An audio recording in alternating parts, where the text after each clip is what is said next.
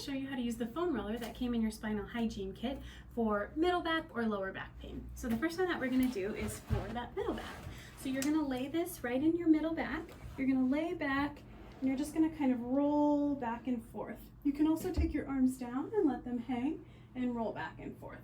For more of the lower back, what you're going to do is take this, especially if you're having some sciatica that kind of comes down on your buttock, you're going to kind of sit more and just kind of rock that back and forth.